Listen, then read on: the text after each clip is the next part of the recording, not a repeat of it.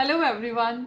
बहुत सारे लोग मुझे ये मैसेज करते हैं कि मैम तिलक का क्या यूज़ होता है या तिलक धारण करने से क्या होता है। तो इस वीडियो में मैं आपको ऐसी गुप्त चीज़ बताने वाली हूँ जो शायद ही आपको पता हो या शायद ही आप उसको डेली यूज़ में लाते हैं। तो चलिए वीडियो के अंत तक बने रहना। सबसे पहले तो अगर आपने इस यूट्यूब चैनल को नहीं सब्सक्राइब किया तो प्लीज़ कर लेना, क्योंकि डेली रूटीन में मैं जो चीज़ें बताती हूँ वो आपके बहुत काम आती है। फॉलो भी करना और डेफिनेटली शेयर भी करना। माय नेम इज़ पीहूडा और डेफिनेटली मैं आपको स्पिरिचुअलिटी के बारे में, रेमेडीज के बारे में, स्पेल्स के बारे में काफ़ी चीज़ें बताती हूँ। तो शुरू करते हैं। देखिए, शास्त्रों की अगर माने तो जो तिलक होता है, स्पेशली गोपी चंदन के बारे में बात करूंगी या चंदन का तिलक के बारे में बात करूंगी, वो धारण करने से हमारे जो प्लैनेट्स के इफेक्ट होते हैं वो धीरे धीरे, जो गलत इफेक्ट्स है वो खत्म होने लग जाते हैं। आपको प्लैनेट्स परेशान नहीं करते।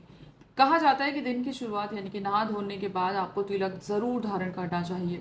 मानी जाए शास्त्रों की तो यमराज को भी ये कहा गया है कि जो तिलकधारी होता है, जो इन 12 जगहों पे तिलक धारण करता है, उसको दूर से ही प्रणाम करना और उसकी आत्मा को कभी यातनाएं नहीं होनी चाहिए।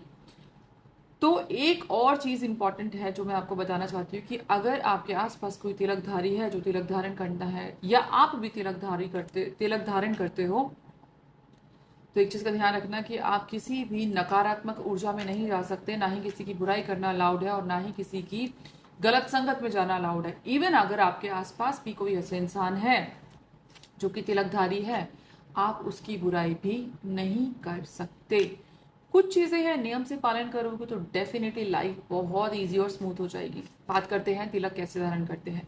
रिंग फिंगर से आपने तिलक धारण करते हुए, माथे पे तिलक लगाते हुए केशवाय नमः का जाप करना है। दूसरा तिलक नाभि पे जाएगा, नारायणाय नमः का जाप। तीसरा तिलक छाती पे लगाया जाता है, माधवाय नमः का जाप करके। चौथा तिलक जो होता है वो गले पे लगाते हैं, गोविंदाय नमः का जाप करके। पांचवा तिलक राइट स्टमक पे, विष्णवे नमः का जाप करके। छठा तिलक राइट बाजू पे लगाया जाता है, मधुसूदनाय नमः का जाप करके। सातवां तिलक का जो जाप है वो है त्रिविक्रमाय नमः, जो कि आपकी राइट कंधे पे लगाया जाता है। आठवां तिलक वामनाय नमः का जाप करके लेफ्ट साइड स्टमक पे लगाया जाता है। नौवां तिलक श्रीधराय नमः का जाप करके जो लेफ्ट साइड, जो आपकी बाजू है, वहां पे लगाया जाता है।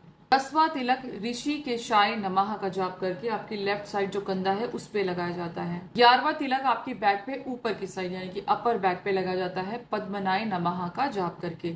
और 12वां तिलक लोअर बैक पे लगाया जाता है, दामोदराय नमः का जाप करके। अंत में जो लास्ट तिलक है वो आपकी शिखा पे यानी कि चोटी पे लगाया जाता है, वासुदेवाय नमः का जाप करके। इस तरीके से तिलक लगाने वाले को कोई भी शत्रु परेशान नहीं करता, कोई भी चीजें रुकती नहीं है, कोई भी काला जादू नहीं होता, कोई भी बुराई नहीं होती है। पर आपको इन नियमों का पालन करना पड़ेगा। दूसरा जो है, लोग मुझसे पूछते हैं कि मैम भोग क्यों लगाया जाता है या क्या भोग लगाना डेली पॉसिबल है। तो यस, देखिए, जब हम भोग लगाते हैं ना, इसकी विधि होती है, यानी कि जो अन्न आता है, जब खेतों में उपज होती है, अन्न उगता है, वहां से जो किसान खेती बाड़ी करते हैं वो धान को हटाया जाता है, निकाला जाता है, आगे पीसा जाता है, तो कई सारे कीट मकोड़े जो है वो पिस जाते हैं, जिसका पाप किसानों को लगता है।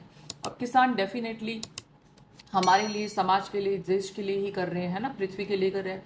तो वो पाप कहीं ना कहीं घूम फिर के हमारे पास भी आता है। जब हम खाना बना के भगवान को भोग लगाते हैं तो वो प्रसादी बन जाती है।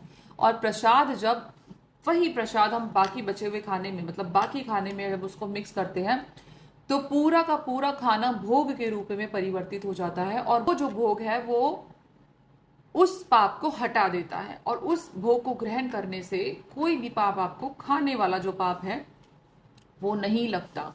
तो मेक श्योर आप अगर तिलक लगाते हैं तो इस तरीके से ही लगाएं, ये चैंटिंग करके ही लगाएं। और दूसरी चीज है कि आपने भोग जरूर लगाना है, और जो भोग लगेगा वो आपने बाकी खाने में मिक्स करना है और उसके बाद ही आपने उसको ग्रहण करना है।